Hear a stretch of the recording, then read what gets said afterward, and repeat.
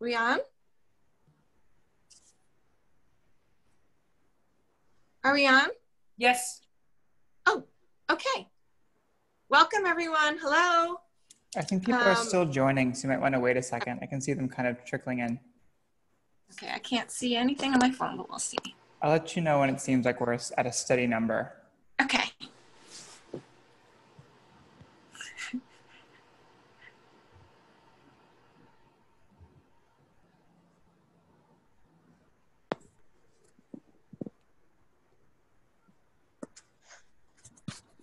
I wish I didn't have to.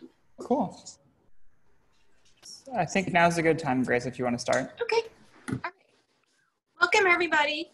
Hi, I'm Grace Chin.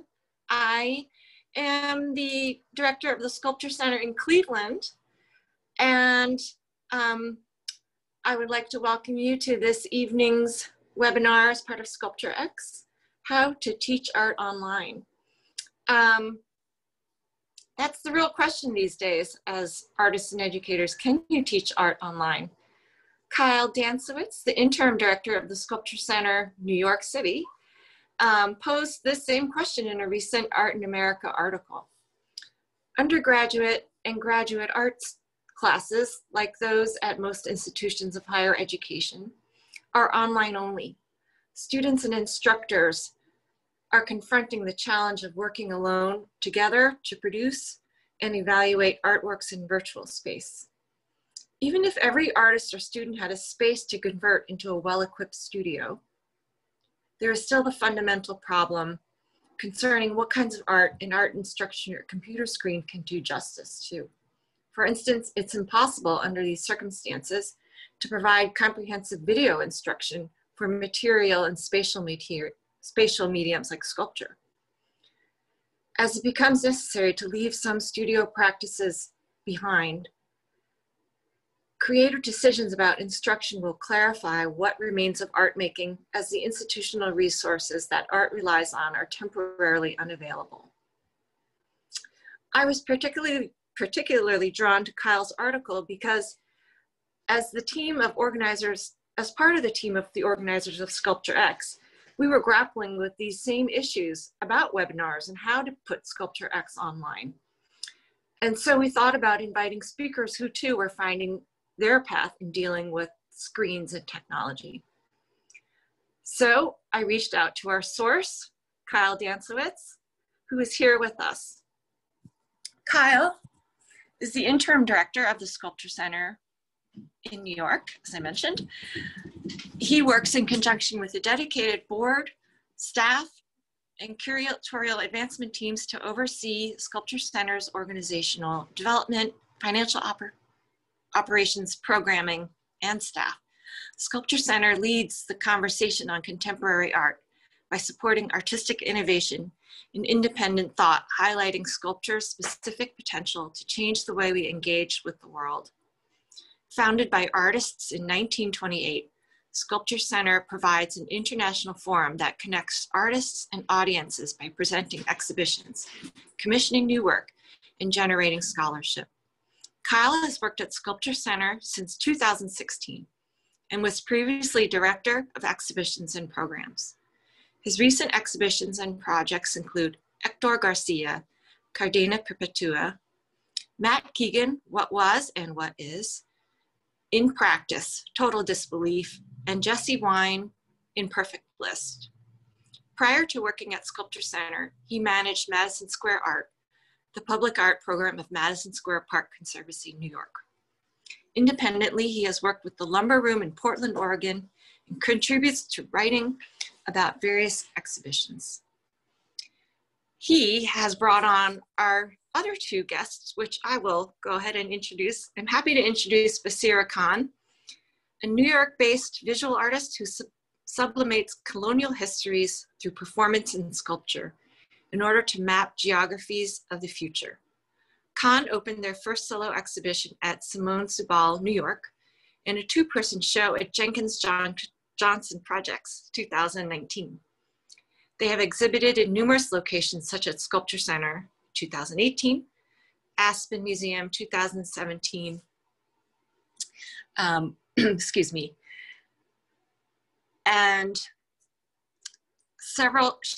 they have performed at several locations, including Whitney Museum of American Art. Khan was an artist in residence at Pioneer Works in 2018-19 and Abrams Art Center 2016-17. Khan was a recipient of the Brick Colleen Brown Art Prize in the Joan Mitchell Painters and Sculptors Grant in 2019, was granted by both NISCA, NIFA, and Art Matters in 2018. Their works are part of several public permanent collections, including the Solomon Guggenheim, San Francisco, and the Walker Art Center, Minnesota. Khan received an MFA from Cornell University and a BFA from the University of North Texas. I'm also pleased to introduce Kenneth Tam. Kenneth received his BFA from the Cooper Union School and an MFA from the University of Southern California. He was part of the 2016 edition of Made in LA, for which he produced a major new work, Breakfast in Bed. He has also completed residencies at the 18th Street Art Center in Santa Monica through Lower Manhattan Cultural Council's Workspace program, and was a 2015-2017 Core Fellow at the Museum of Fine Arts, Houston. Tam's work has been exhibited at the MIT List Center for Visual Arts, the Minneapolis Institute of Art Sculpture Center, and Commonwealth and Council. He has been awarded a residency at the Kitchen to produce a new performance later this year and is scheduled to have a solo show at the Queens Museum in 2021. Please welcome these excellent guests. Kyle? Hi, everyone. Thank you so much for joining us, and thanks to Grace and to Lisa from Sculpture X for inviting me to do this over the summer. I also want to thank Kenneth and Baseera so much for joining also. And you both know how much I admire your work and how interested I am in your approach to these really strange and somewhat devastating times. So thanks for being here. I'll give a quick preface. So, you know, as everyone experienced, basically, like our shutdown happened very, very quickly in New York. We had a staff meeting at Sculpture Center on March 12th and then didn't open again and won't open again until next week, but we're kind of approaching the end of a long period of working silence right now. So, you know, as soon as the lockdown started, I started reaching out to people and kind of seeing what they were doing and like how they were planning going forward. And so much that I think about as I work with artists at Sculpture Center is just how many of them are engaged in education in really many varied ways.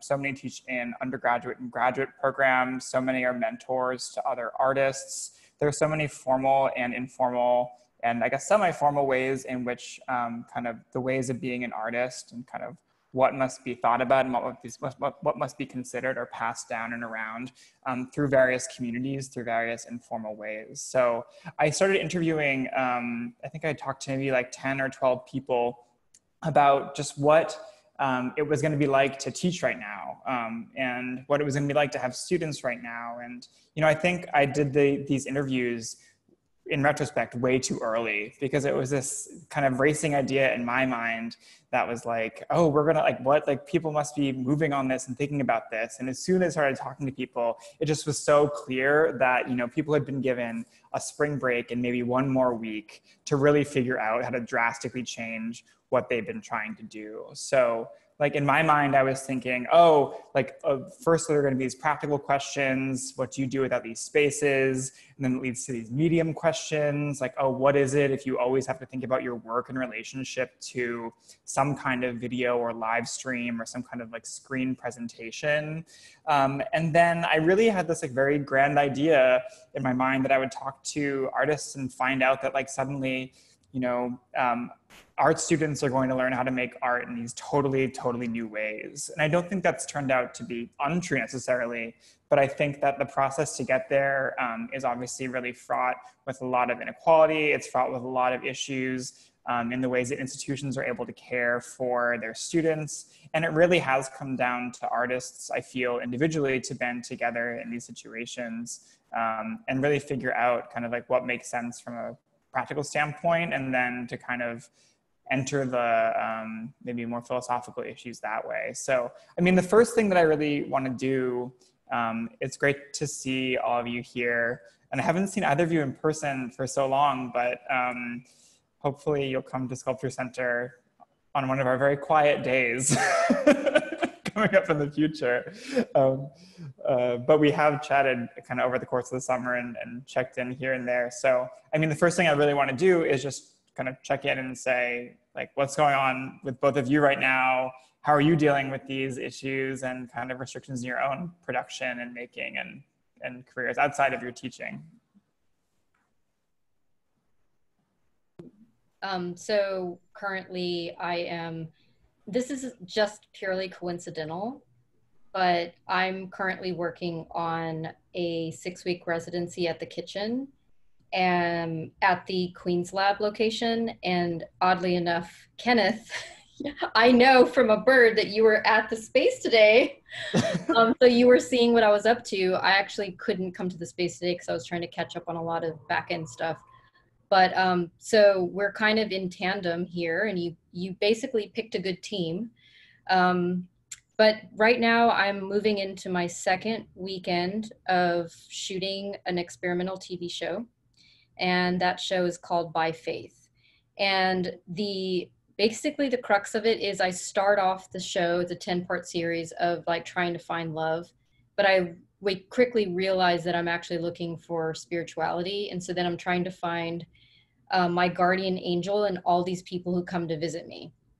So far, Leah and T have visited, Rico Gatson's visited, and a couple of people have come to me through electronic TV. So that would be Vaginal Davis and my friend Manira Lokhandwala. So I won't give it away because it's on my Instagram for the next crew that's coming in this weekend, but do not miss. These nails are the first time I've ever done my nails, and this is a very integral part of a painting session with a very well-known American painter who's coming to visit me. We're going to talk about painting. But Baseera, so you have a socially distanced, like people are beaming into you via live stream to chat? There's a couple of like max headroom situations, but actually because we're in a 4th wave pandemic criteria, what we have to do is take tests every week. And so if we test negative, we can come into the space and unmask in a very like controlled environment. Like the staff is like nothing. And once I start taping with my mask off with my other guest, like no one's allowed within 10 feet of us. So you're really engaging like the art production issues, but also, I mean, this is what I've heard people are doing for TV shows. And so like when we watch TV in the fall, using all of the same quota of TV shows. And in fact, what I think I'm stupidly doing is I'm literally creating a profile for TV because I've invited a few friends who are in TV to help me. And they're basically creating documents based on me as an artist to then go to their people and make a bunch of money and produce them during pandemic. Anyway, that's what I'm doing. Cool. And Ken? Yeah, so I was at the Queen's Lab space today, funny enough, and I was hoping to actually run into you there and kind of like talk before seeing you here, but you know, that's just the way it goes, I guess. Maybe one day we'll actually be able to like intersect IRL. But so right now I'm actually working on this exhibition for the Queen's Museum. It was originally supposed to be, I guess, opening now or next month, but you know, like so many things, it got delayed. And the way I usually work is not so dissimilar, I guess, to Baseera's current project, you know, working with others, groups of people that they're not actors necessarily, people that I find through internet postings and creating videos, films, videos, I guess, that they're non-narrative, and almost a lot of the things that happens is quite improvised and sort of loose and spontaneous, but almost always center around ideas of intimacy and sort of how intimacy gets managed or sort of held off, I guess, between groups of men that I'm working with. And when COVID struck and we were in lockdown, I couldn't really even imagine how I was going to, because I had just finished a shoot in February and had another one planned for mid to late March, and then of course had to cancel all that. And at that point, I really couldn't even wrap my mind around like how I was going to make work about intimacy when social distancing was going to be the new law regulating how we were going to interact with one another. And fortunately, I think things have evolved, and just because of the pressures of deadlines and having to make work, I actually just did a big shoot over the past weekend where I had all my participants in a room for the first time shooting. We didn't have the strictest of protocols. Everyone got tested, but we weren't necessarily living up to like SAG sort of protocol in terms of being in one room, but we made it happen and we got it done. I was actually quite surprised at how sort of, I don't know, it certainly wasn't effortless, but my crew and my participants were game and like willing to make it happen. So really far away from like sort of the despair I was feeling back in like March and April, and certainly feeling better about things, but also wary of like what the near-term future will hold, whether I can like finish this project in the same terms.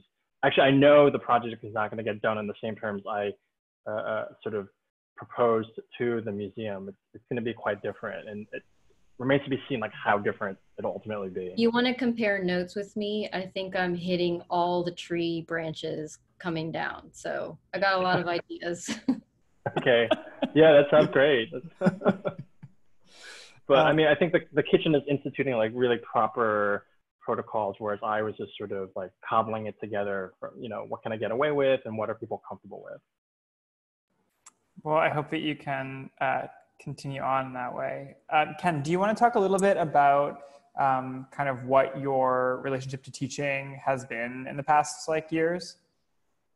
Yeah, so I, since moving back to New York, I was living in Houston, Texas, doing this residency. I've been back in New York for 3 years, and the entire time I've been here, I've been teaching at various institutions, various capacities.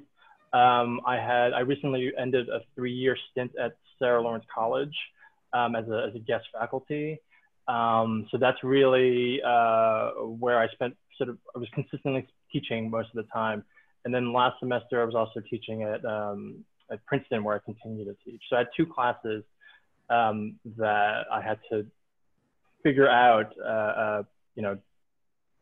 post-COVID or during COVID. And yeah, most of my teaching is just adjunct. I've done a little grad, but mostly undergrad. And I also taught at Parsons, yeah. Most of the classes I teach I teach a variety of classes: sculpture, video, and drawing, kind of bouncing around. So when we spoke last March, about a week into the shutdown here, I think you were someone in particular who really articulated to me a lot of the kind of immediate emotional concerns, and also the ways in which teaching kind of became expanded into this kind of other support role that it maybe always is, but maybe especially was right then. Can you talk a little bit about what your approach was and ended up being through last spring? Yeah, I mean, looking back on it now, it really felt like a patch job to get us to the finish line. Like we had, like you said, we had spring break and then maybe a week to kind of totally turn our classes on some sort of online experience, something that, I had, like most people, had no experience doing before. And I was teaching 2 sculpture classes. How does materiality translate once you go online? These very basic things I took for granted in the studio could no longer be done through Zoom. So it was a mixture of just freaking out, but also trying to keep my cool and sort of be able to emotionally guide my students. Because the first day we showed up, I could just see how sort of depressed they all were about this new situation. Either they had just been hurriedly kicked off of their campus and are back at home, which is kind of the last place you want to be as a young adult, with your whole family like converging upon you, and also like dealing with this class that like no longer was the class they signed up for. So for me, you know, I kind of stopped working on my art. I just spent the last, you know, those 2 months just trying to figure out a way to give some kind of like positive experience for my students that wasn't totally awful. And it's and I say that because like I just read my student evaluations from one of the schools I taught at, and almost all the students that did submit something were like, yeah, the class was great up until COVID. Don't take it if it's COVID. So I don't think I did such a great job, but I mean, you know, that was just, yeah, that was that moment, you know, I don't know. I don't know if I could have done a better job given the resources I had or given, you know, the circumstances. And Baseera, what has your kind of teaching life been over the past year? Well, when I was at Bennington College, this was way before COVID, but I think I saw a lot of fear and stress in everyone's eyes, because this was like coming towards the end of December into January, and I went home to Texas to see my family. And I just decided I'm going to pull everything together and just put it in my apartment and have everything be in my apartment, my studio, my storage, well, some of my storage. And I'm just going to kind of like hone in and see what I can do sans the semester. So I didn't do a spring semester. I just did mentorships through SVA, which is a lot of work because I have a couple of students, but I wasn't doing any formal classes. So I did do a few studio visits from other faculty members who invited me in, but then come the summer, the thing that I noticed was, so usually in every classroom I've taught in the past, there's international students. So this time around, I had to have like really awkward hours in teaching, and every week was different because all those students went back to their homes. And so I was teaching students that ranged from France to China to Australia to Switzerland to New York to places in the United States. Everybody had different hours. And so that was really annoying, I have to say, because like I couldn't just keep like a schedule. It had to be all over the place. But I did build out a little time in our coursework over the summer to just talk about people's feelings, because there was no way to circumvent that. And so we put in a lot of work trying to think about people's emotions and how their sense of visuality is changing because they're all in domestic spaces. But I can't say that from my perspective, Kenneth, like I was so tired zooming around all over the place physically the past couple of years to teach that I was so happy to try to work it out in my apartment. And sometimes I'd have pajamas, my Uggs, and like a buttoned up shirt, you know, like, and that was awesome for me to have a break.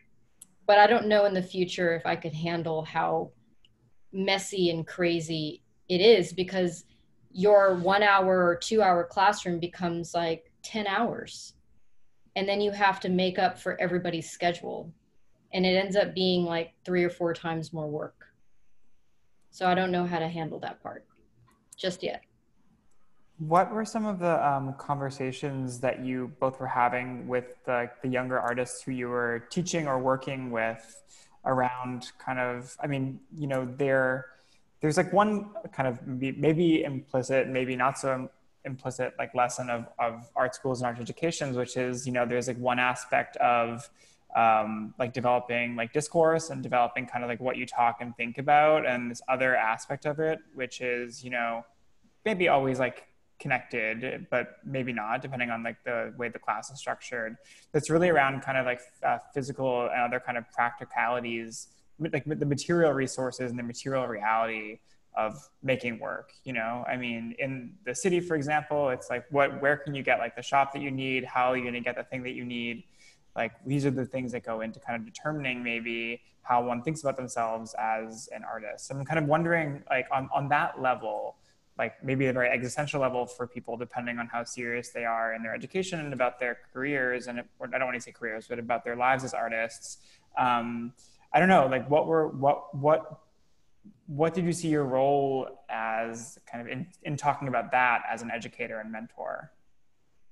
Well, I can maybe keep my response short because I'm physically not in a classroom right now, and Kenneth is. But you know, I like to say that I hate teaching right from the get. But of course, I love the idea of pedagogy and teaching. But I'm thinking more along the lines of the administration and how do you have to like handle all the discourse and admin work. But I really like to say to my students that art is the origin of thought. So if you take all materials and your whole life changes, then what do you have? Like you do have that core thought, and that relationship is really important. And so sometimes you're plush and you have money to spend on making work. Sometimes you don't. Sometimes you have space and sometimes you don't have space. So the way that things are for artists now are you kind of have to be a little bit like a lizard and kind of like adapt to the environment or adapt to the show or the museum or the residency or whatever. And this is just one of those moments. So I was like really encouraging people to shift gears and take notes and like look for materials that are around them instead of, you know, making art with a capital A. And was that something that you found was like a difficult idea to kind of get people into? Not really, because it makes sense. It's an analytical way of thinking about life. And I think a lot of art is way too lofty and conceptual. And so I think that people make really bad art in school because they get caught up in the stress of making art with a capital A. And so what I did was I put a pin in the idea of making art and just like had them really relate to themselves more. And therefore they became more emotionally strong. And they were actually making some pretty cool things, some pretty shocking, cool things out of it. I don't know if it works all the time, but still. Mm-hmm. Yeah, I definitely agree with that. Like, I think my strategy last semester, and I think a lot of the other teachers that I talked to, was just leaning into or thinking about art like when you have nothing left, like what is art, right? Like what are your what is your mode of expression? How does one sort of create ideas when everything is sort of taken away from you, or all the sort of external resources that a school gives you is taken away. Like what is art when you're on your own again, right? Which is actually what a lot of young artists have to figure out once they leave the sort of the comfort of their institution. So in that way, like a lot of the work that I encourage my students to make was much more introspective. I don't want to say personal necessarily, but certainly thinking about their own lives and the things they care most about. I was teaching a class called Sculpture and Ritual at Sarah Lawrence, and so thinking a lot about how art can serve as a kind of in a ritualistic fashion to sort of provide comfort, or even to like get people through really difficult situations. The way that ritual functions, in that way we create rituals. All rituals are somehow fabricated to serve a purpose, and how can we sort of think about the ways in which we can construct new rituals in the era of COVID. So that was the kind of language that I was using with them in that class. But really just leaning into like, where are you specifically? What can we talk about in your particular world? How can that be brought into the work? Because that's all you have right now. So things like that. And that, I think certain students like really did well in those situations. But that was all very dependent on their home life, like the unavoidable nature of like their home life spilling into the classroom, which was interesting. But yeah, I mean, and I'm still kind of using that this semester too, like thinking about projects that can speak to where they are physically currently, and how they can sort of talk about themselves through the work that we're doing. Can you talk a little bit more about how you formulated that idea around what your curriculum is for your fall classes? Yeah, so right this semester I'm only teaching one class, which is a drawing class, which actually kind of translates a little better than say sculpture on Zoom. You know, there's like very specific things I want them to learn. You know, doing observational drawing, they can do that from home. Finding things like, you know, I asked them to do a still life that was that could somehow function as a self-portrait. You know, think about how objects can speak to someone without having to be, you know, overt or explicit about that. So things like that, like trying to convert the things around in their world. Most of them are back in their, you know, adolescent home, like thinking about how those things can be brought into an artwork, let's say. Yeah, that's kind of where I'm moving right now. But it's also interesting. A lot of the students are like are living in like pods or like these little units all over the country. They're trying to recreate the dorm experience, but with just like 3 or 4 other people. So we have like these little sort of like cells of students like all over that are kind of trying to replicate life in a dorm, but you know, without an access to a meal plan. Like they're just eating turkey sandwiches every day. I'm gonna watch out for that one. I feel like his health might be like deteriorating over time, but like, so there's that kind of like funniness happening. Wait, so are they all art students living together? No. These are students that have various different kinds of backgrounds. A lot of them are actually STEM students. So this class is not going to necessarily influence like the trajectory of their career. Well, I mean, maybe this is just way too like optimistic to even think about. But I mean, between what you're both saying, it's like, you know, there's this ideal that I have in a certain way, and again, it's not based in like my own art making, which I don't have a practice at all, and have worked in institutions for a while. But just the idea that like, you know, it's actually this moment where you can be an artist and have nothing, you know, or like you can work like without a studio. And I think, or you can work in your like McMansion dorm proxy in Arizona or wherever people are living, and kind of like make the work happen there. And I think a lot about, this isn't something that she said to me directly, but that I've heard from students who have been in crits with her, but the artist Baseera Simmons, who we did a project with a few years ago, like one thing that she says to students is, you know, fund your work. Like, don't pay for the studio if you don't need it. Like, don't pay for this material or the bronze casting if you don't need it. Like, really think and kind of like prioritize in that way. Is that just a totally like off base idea to kind of like run with right now because of the backdrop of like the tragedy and kind of how difficult it is? Or do you see like a different model for the people who you're talking with who maybe are wondering, oh yeah, like this, I can be an artist in this way, or I can be an artist in this way. Really the kind of like broadest like question around arts education or studio education. I think that you got me thinking about something I was thinking about a lot in March, which is I started looking at art again. And I stopped doing that because I was so busy going from one thing to the next, whether it was shipping myself to classroom because I was adjuncting, or it was like project to project because there were a few shows backed up.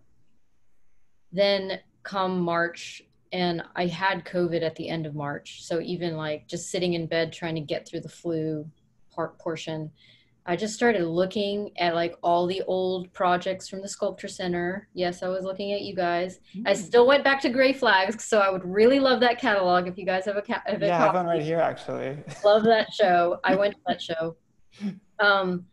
And just was like actually making a PowerPoint presentation for myself. And I used to do that stuff when I was a kid. I was like the dork who like brought a medium format camera into the library and started taking pictures in the back, and then somebody would come and catch me and get me into a lot of trouble because, you know, like short end of like that in the 90s when you didn't have internet is to tear the pages out, and I wasn't going to do that.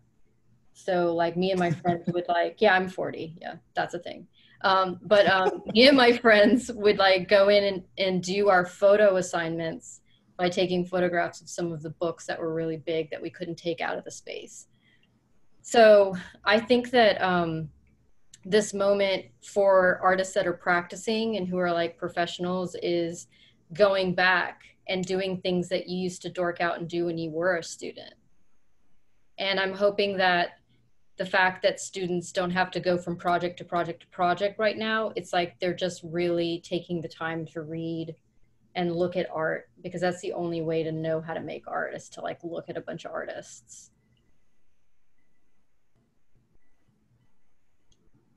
Yeah, I mean, I definitely felt similarly to what you said, Baseera, but also there is a real sort of, I guess, economic cost to the students that have, you know, invested quite large sums of money into, I'm thinking more like the MFA students, grad students, into an education and what that means right now. You know, there's a real, I know a lot of schools are, you know, in these very awkward situations where they have to continue to charge the amounts of money that they have, but offering only a virtual education. And what does that mean? And while I would like to think that it would be great if, you know, artists are oftentimes the most resourceful people, but at the same time, being asked to be resourceful while knowing that you're going to be in debt for that, there's that real tension. Mm-hmm. And so I don't know how that's going to be resolved. I mean, this is something that was happening pre-COVID. You know, thinking about what the value of a graduate art education is, and now this has only exacerbated that to a huge degree. You know, the fact that schools are under immense pressure to continue to charge tuition, even though they cannot really offer anything except Zoom meetings, right? Mm-hmm. And so, like, what are you essentially? I mean, I hate to boil it down to like an economic conversation, but I think that aspect is really there, especially, you know, if you're a young artist. Again, like, assuming all this debt, what are you being prepared with? What are you being armed with? And so, I really feel for those students, and I don't know what the solution for that will be. I know of one school that is actually going to offer another year for their grad students and that's without additional costs. And that's what I have been advocating my students or people who are asking me for advice to do. I have currently a kind of like more than part-time studio assistant from Cooper Union. And, you know, she was really excited to have me come and see her show. And, you know, like, they didn't get to have a show. And so I just like kind of encouraged them to do a bunch of work to try to make that happen for them, or at least request to have access and space past the deadline of graduating. And to be honest with you, TBH, this is something that has been happening through accelerationism anyway. There are a lot of schools that are really important schools that have a lot of problems, and it messes with the students. So whether it is a situation of Me Too, or a situation of like a building getting dilapidated and the funds are not like handled correctly, whatever the case is, this semester and last semester weren't the first semesters where students were getting bifurcated and the money was getting misallocated. And this isn't definitely not the first time that students have come together to ask for more time. So it's interesting that you're talking about economics, because that is the world we're living in.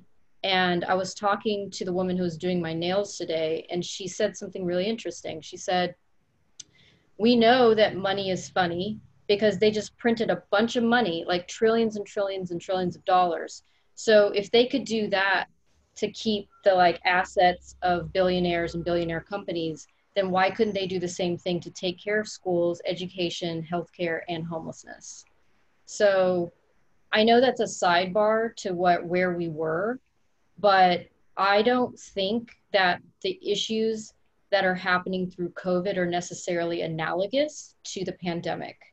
I think one of the most important things that the pandemic has done has given us an opportunity to actually try to figure out our health and wealth and well-being, and like stop the like incessant like, oh, I'm too busy. I have to like eat fast food the whole day in order for me to get through all these projects. I mean, I'm talking specifically about students and teachers and administrators. I think that this pandemic actually did also solve a couple of really awful problems that would have never been solved had we not stopped completely. Not saying that we need COVID. I'm just saying that. Yeah, I mean, this is the hard thing to always, the hard way to frame a lot of these conversations too, including the one about education. But I think what you both bring up too is that, you know, there's an aspect of arts education, especially for people who are in MFA programs and who are kind of embarking upon a longer life in practice, where, you know, there is a consumer relationship to education that is being constantly negotiated and that like is violated to an extent in these times. You know, it's like the show is valuable because it's like important to show work. Like the thesis exhibition is important because it's a capstone and it's like what you've made, but it's also something that people feel that they paid for and deserve, you know, and they're totally right also. But it becomes this like really interesting thing where, you know, especially in graduate programs, just like pre-professional like necessity, or the way in which graduate school has become pre-professional, like really has determined, like as Ken kind of points out too, like the economics or the economic balance of this conversation, you know, and it's really interesting. It's really interesting just to think about it that way too, because, you know, it really boils down kind of like what people feel they need to go to school for, you know, or like what the fundamentals are, or like, you know, I mean, there's so many great things to be gotten out of graduate art education.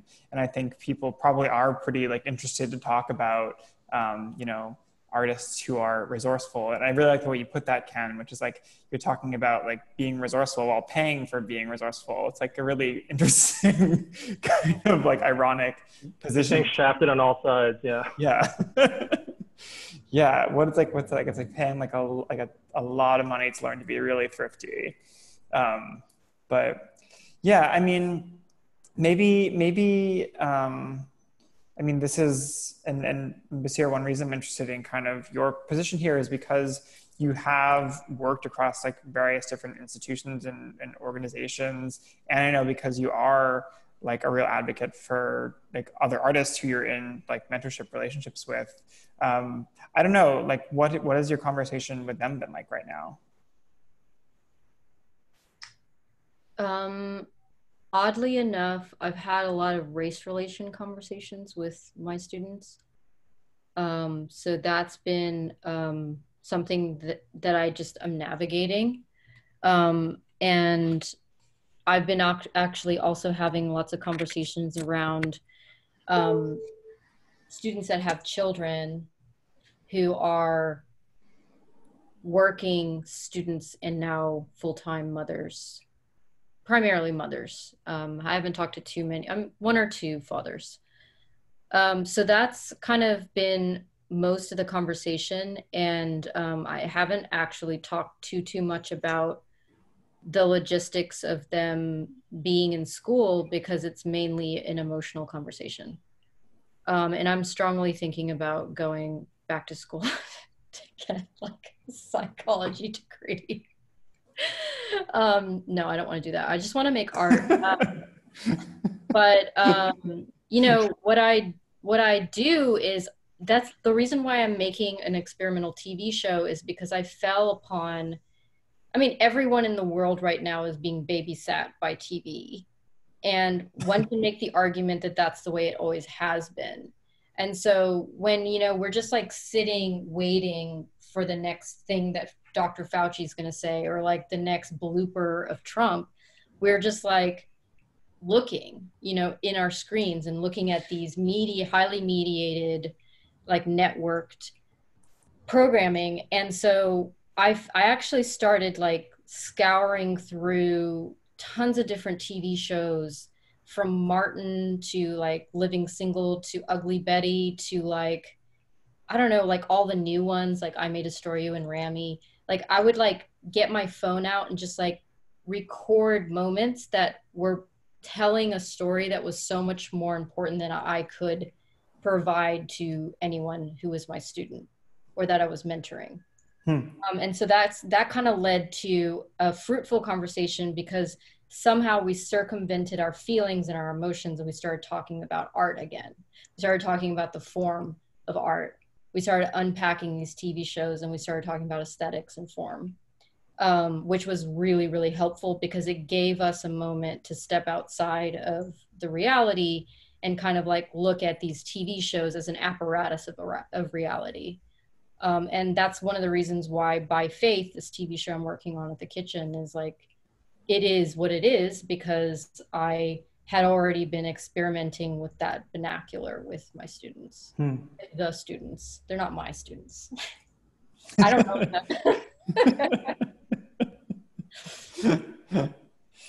them. Yeah, I mean, that's really, it's so, I mean, it's something that you maybe like might not have made, or a way that you might not have worked. Yeah. Absolutely not. I mean, maybe the Karaoke Spiritual Center of Love wanted to be what I'm doing now at the kitchen, but it needed to be what it was back then in 2018 at the Sculpture Center. Kyle. Which is what? I'm just saying to Kenneth, like, that's how I met Kyle. I was in the 2018 Sculpture Center in practice show. Which is the same way I met Kyle too. Well, Kyle. Meet a lot of great artists through Sculpture Center. Yeah, I'm maybe another, I mean, I'm really interested in the difference in these conversations too, because you're both like working in really serious professional artists, but also, you know, are in these different teaching like relationships. And so, Ken, for your students right now who maybe aren't like destined to continue, like what's the reason that they're taking a drawing class with you right now? I think for them, you know, drawing is probably the easiest sort of like thing within the visual art department at my school that they can like do without having to like think too hard about what it means to be taking a studio art class. You know, like drawing is kind of like I think a gateway drug for most people, even if they are not interested at all in the arts. Like that's something that has a very sort of practical aesthetic, or or like sensual pleasure for anyone, like learning how to draw or something, or maybe even the fact that it's not like they're really intense math or science class, right, where they're just, you know, grinding out problems that they can. There's something appealing about just taking this this class where they can sort of, they don't really have to, I think in their minds, like they don't they don't know that necessarily like expressing themselves. They can just sort of like zone out doing this thing, like, you know, observational drawing. And of course I'm going to make them have to like, you know, express themselves, whether they like it or not. But I think for them, that's kind of how they're entering it. And that's been kind of my experience at this school anyway, with my other studio classes, where they don't really have any understanding of contemporary art, but they think they know what a sculpture is, or they think they know what drawing is, and so they'll sort of like dip their feet in there. And maybe they also think it's like an easy class. You know, there's certainly that kind of appeal to it too. I'm not going to deny that, like, for them, a visual arts class might be slightly less rigorous than like everything else that they're taking. So for them, it might become some kind of a break. But I certainly make it hard. I don't put, you know, take my foot off the gas for them. But maybe this semester I feel like, you know, they're so much more fragile, and I'm like, okay, just email me, you know, like anytime I would never say this otherwise, but like, you know, like anytime you have a question, reach out. I've even heard of faculty like giving their phone numbers to their students and texting. Oh, yeah. So finding all these ways of like creating connections, because that's like really the ultimate challenge this semester is like getting to know my students. It's so hard. It is really, really tough.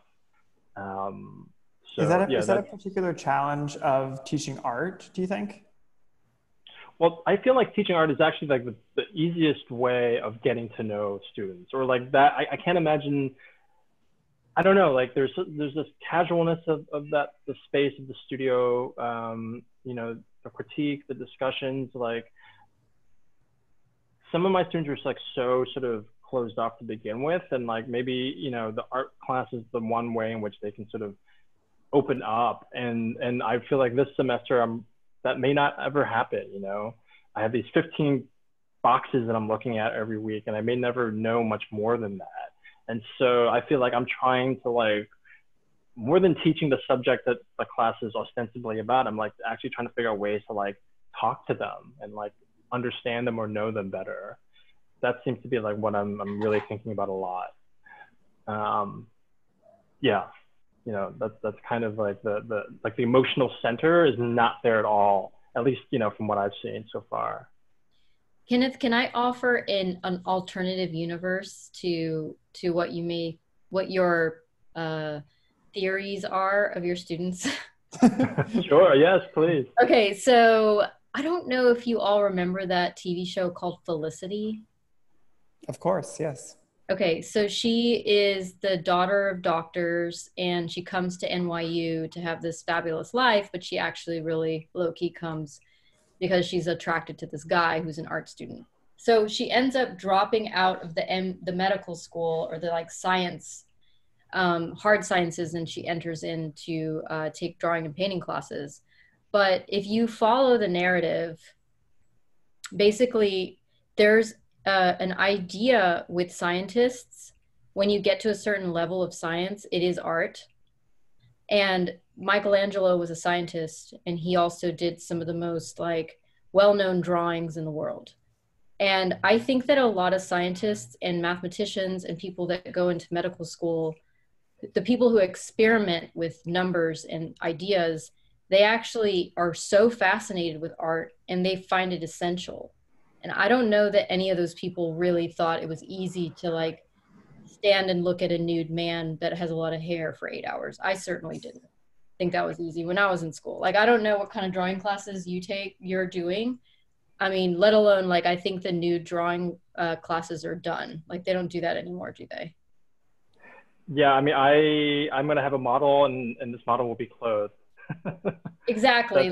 That was already like determined for me. Like, there wasn't an option. Nude models for 8 hours a day, every day for like a whole semester. I think that life is over. But I do think that I have a hunch, having never met your students, that they're coming to you because they think that, like I said before, art is the origin of thought. Because it's so embedded in the idea of being a scientist that art is essential. Yeah, I mean, I would definitely hold out that possibility. There are certain students that like definitely like come in there with like these really kind of radical ways of thinking that I think, yeah, you can tell that they have like this sort of academic like math science background, but they're like in their heart, they're like, if like, you know, different decisions were made earlier in their lives, with like their parents had enrolled them in like an art class versus like, you know, the science club or whatever, like they could have taken a very different path, you know. I can definitely see that with certain students. And like, it's interesting to see the ones that have like only been taking these sort of math science classes and the way they like come to art through like, you know, formulas and like this, I don't know, like they use what their academic knowledge, but try to like twist it into an artwork. And those are the ones that are the most fun to work with. Like you don't know the language of this stuff, but like you definitely have the sort of like eccentric vision. That's like really all you need. Yeah. I mean, like there now, I remember when that classroom started, I think Renee Green teaches in that department where at MIT, where you have like artists that are artists who come and work with engineers and scientists and people in the medical field. Like, I think that, I don't know that like idea caught on fire necessarily, but I know that there are a lot of really important schools around the country that invite artists and scientists to work together, because it is embedded in our culture that once you get to a certain level of math and science, nothing makes sense. Just like with art, like nothing ever makes sense. It's magic in a way. I think, I mean, that's just like, that is fact for me, which is also fiction, because like nothing is fact. Well, I mean, to follow up on that a bit, do you feel Ken, that you're getting a different kind of profile of student right now, or like that the person who like realizes that they're going to be doing, I mean, because I am also really interested again in like what moments, especially now, allow people to think of themselves as artists in these ways, or to find utility or joy or beauty or unimaginable thought in art in the way that Baseera is describing. Like, is it particularly because they have like the time and they're with their pod and maybe they're in Salt Lake City or something and they can't ski yet, and so they're like, well, I have a lot of time to figure this. I think that's where they all are based on the New York Times article about that phenomenon. I'm just swiping that up, but that's funny that you mentioned Salt Lake City, because one of the ponds is in Utah. I don't know if it's SLC, but they are there right now. Maybe for the outdoor sports. I don't know. Yeah, I don't know.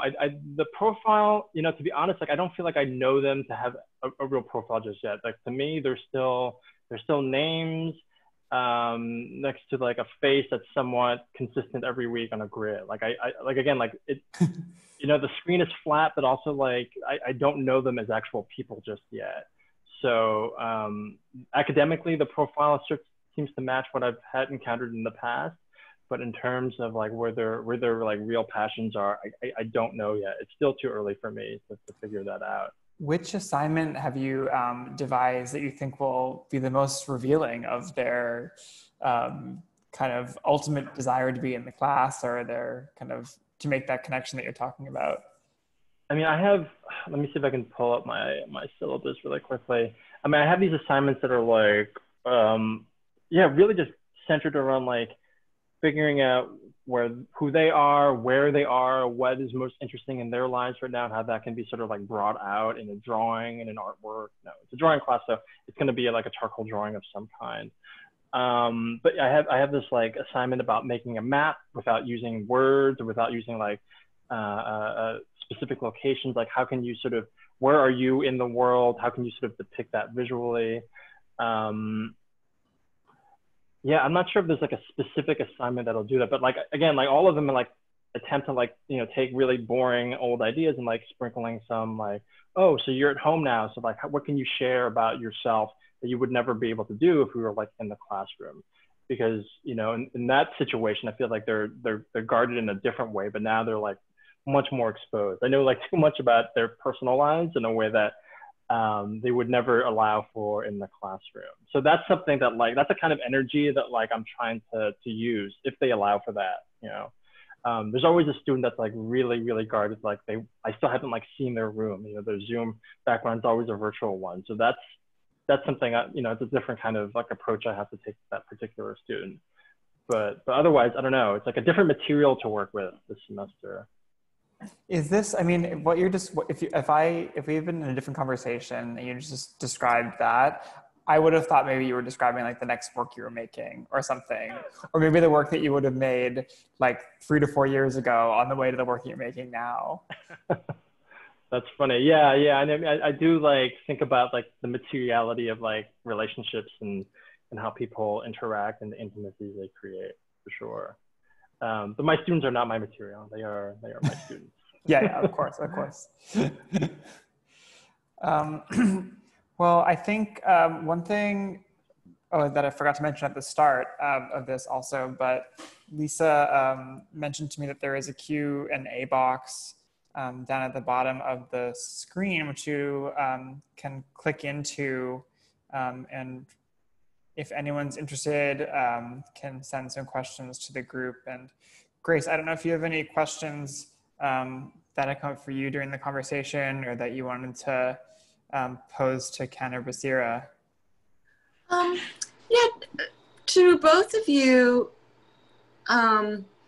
you know, Ken, how you're talking about not being able to get to know your artists, your students. I guess I'm wondering, to what extent are you finding, well, 2 things. One is, how much are you finding that this allows for one-on-one? And then the other is, how much are you finding this technology to help or hinder networking? Just curious. Well, I mean, the technology thing is like a really double-edged sword. Like, you know, if this happened even 10 years ago, I don't know how we would be doing these classes. It definitely like it's providing an answer. It's not a great answer, but it's the one that everyone is working with and making do with. So I suppose I appreciate on that level that it's even allowing, you know, us to get together and people in disparate geographic spaces to come together. But there are serious limitations to it.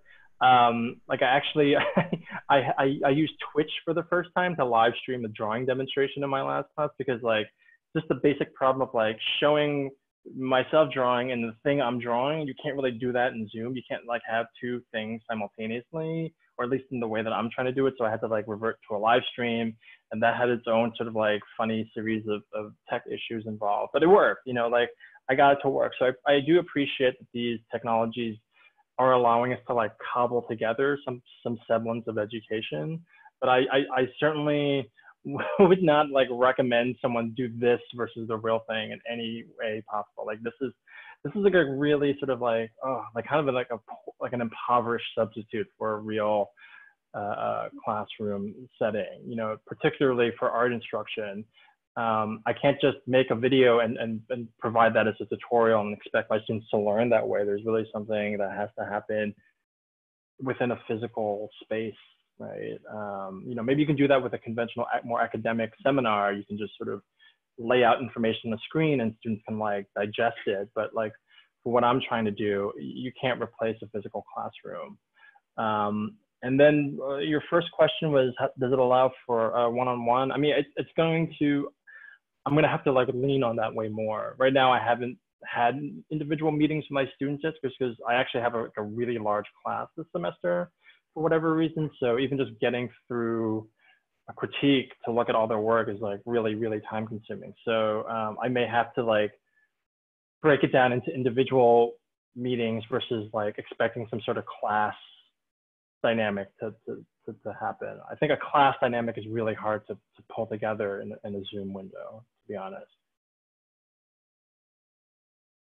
There's a question that popped up from Stephanie Francis that says, I think this is toward Ken, as you were talking about, you know, the relationships with your students. And Stephanie Francis writes, it seems like collaboration is such an important part of your personal artistic work. Have you found any ways to have your students collaborate while learning in a virtual environment? Yeah, I mean, that's something I'm definitely planning on happening in the future in my class, you know, pairing students up, breaking them down into smaller groups and working that way. That's definitely, I feel like a much more useful way of learning, you know, with each other, instead of this, you know, like I'm like in an art classroom, like I'm constantly trying to battle the hierarchical assumptions that go into teaching, right? Like, especially in this school where they're so used to like the sort of top-down approach of like the professor will dispense, it's like a one-way sort of a way of learning. And I'm like, even first day of class, I'm like, look, like, don't call me Professor Tam. Like, my name is Ken. Like, I'm, you know, trying to sort of like undermine that ingrained power dynamic as much as possible. So I think, and that power dynamic gets even more like intense in a Zoom meeting where like they don't have to say anything at all. They're just expecting me, you know, this one face on the screen to like give them everything. So I think, yeah, the collaborative method, any way to like break up that intense power misbalance is going to be helpful in this in a Zoom classroom, especially if teaching art. Like learning from each other. Like I want them to learn from each other.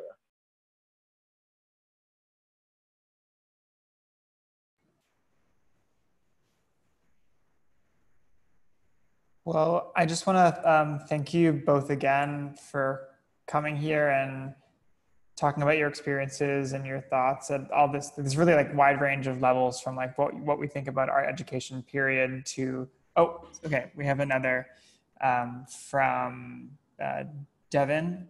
How do you believe the pandemic will affect the years-long fight for art class and program cutbacks? So how do you think the pandemic will affect budgeting around art classes and programs generally, or allocations of funds to art programs generally?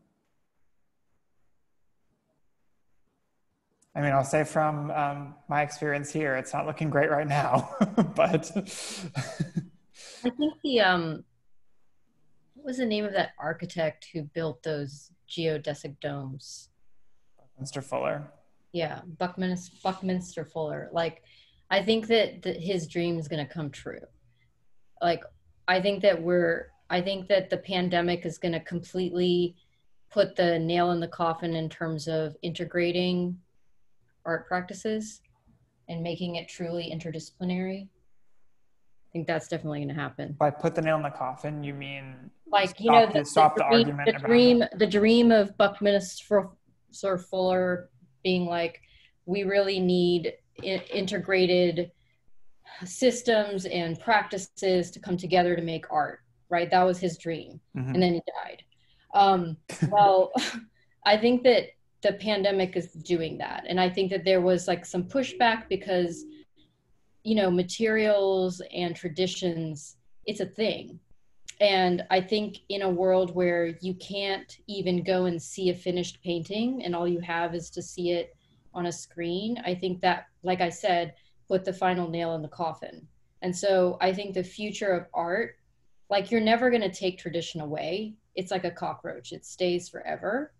But I do think that what it is that people in the 90s envisioned with integrated communities of art and all these different departments coming together to create what do you call alternative methodologies and like all these different kind of professions that you can have in art now, I think that is going to hyperbolically advance. And that's really interesting because you're kind of describing like if as the kind of like tradition-based opportunities perhaps close, what we think of as like the kind of main way that you do things, this kind of more entrepreneurial environment, I mean, not to use entrepreneurial in any kind of pejorative way, but this like entrepreneurial environment that we've been in really will become more of a norm of working. Yeah, I do think that Art Basel, for example, is figuring out something that will make them more money and to do less. Like, I think that like tech people in India will be doing more for Art Basel than they ever have before. But I do think that like the individuals are going to have to do physically less and make more money. And I think we already have $637 billion that have been made by like some of the top millionaire and billionaires who have done nothing. They were just on vacation this last couple of months, and they made that on top of what they normally make. So people are making mad money, and that has everything to do with the art world. And I think that all the dreams that like some of these like crazy scientists, artists had in the past, that we were just like, okay, like put them over here with concept. I think that those artists, even Walter Benjamin, I think that those artists really like had the foresight of where we are now, because I think we truly have entered the digital world. Whereas even just like a year ago, we were still fighting with tradition. Yeah, I mean, I think just anecdotally, I don't know what the financial situation is at my school. My school is like a very wealthy school, so they can ride out the storm in ways that most other institutions will not be able to. But from what I've been hearing, there already are major financial restraints being implemented, huge cuts. I think at RISD, they were letting go full-time faculty, right, which is like unheard of. So you're already seeing this sort of taking really sort of radical actions to balance the books, and I can't see it getting any better in the short term.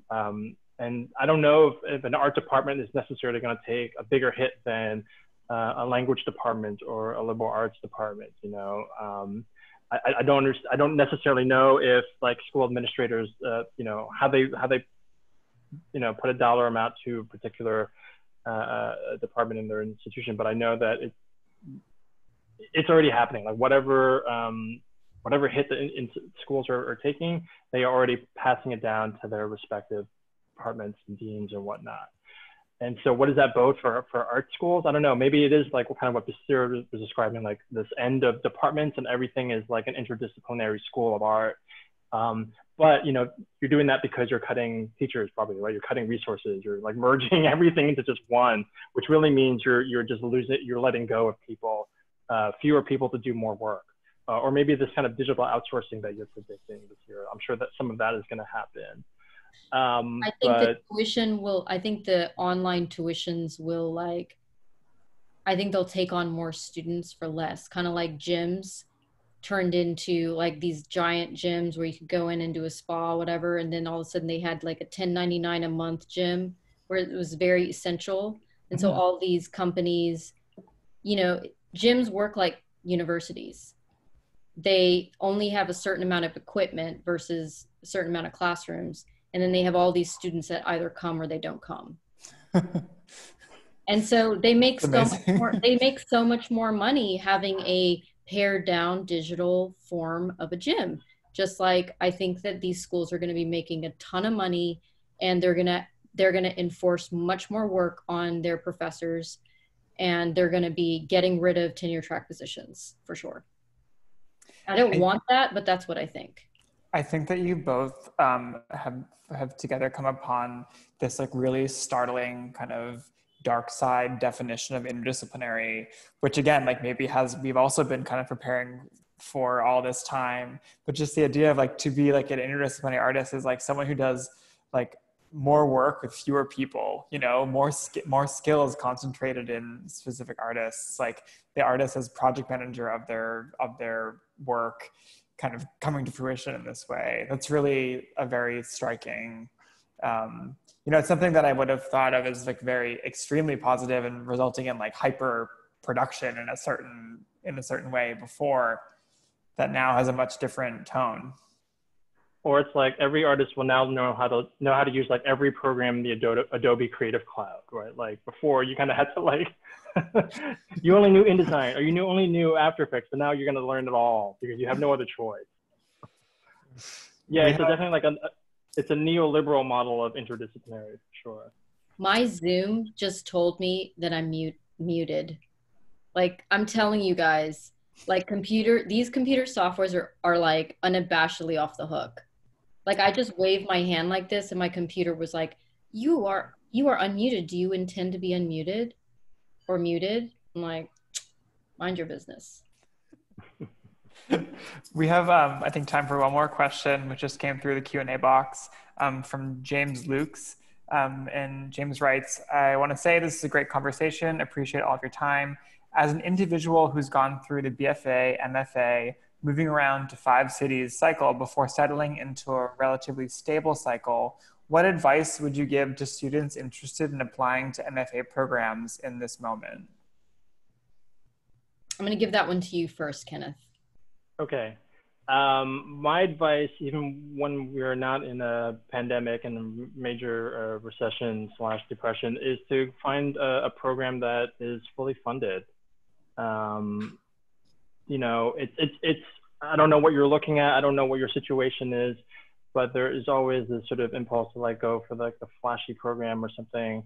And yes, that you might have short-term gains coming out of a program like that, but I think ultimately being less indebted is huge, you know, as a young artist. So I mean, that's the way I approach grad school. I was fortunate enough to go into a program that was fully funded, and I know there are fewer and fewer of those. But I think like, yeah, there's a huge economic cost in going into these programs, and you know, you're going to own that. Your children are going to own this debt. Your grandchildren are going to own this debt. You know, really think about that and the way that will influence the kind of work you make and the kind of artist you are. So I hate to, again, like make money the one overriding concern, but like that's one of the huge things that you should think about going into it without knowing anything else about you, you know, and your interest in your situation. The other thing I would say to piggyback that very essential point that Kenneth made is do some homework about the schools more so than the name or the like statistic of them being one of the best schools in the nation to go to for a specific thing. Go on their websites, find people's names, look at their Instagram accounts, look at their artwork, and like see if you would actually be able to have a conversation with them, because chances are for the next year, we're going to be having a lot of conversations. It's not going to be like action, it's going to be discourse. So if you can't get along with the teachers, then you're not going to be happy at that school. And that's like pre-COVID forward, past COVID, that's always the thing. But, you know, like sometimes if you know, have the fortune of your peers or like big studio space or like a great library or something like that, you know, I don't know that we'll have that in the next year. So definitely do homework on the professors that would be potentially teaching you.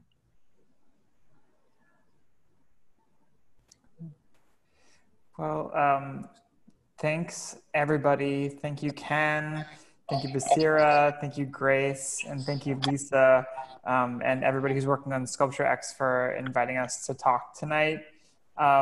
It's great to see you both, and it's great to be involved in this. And the program that's been lined up seems really amazing. So looking forward to tuning in to more. And yeah, talk to you both later. And thanks everybody who tuned in. Thank you. Thank you. Thank you. All right. Bye. Bye.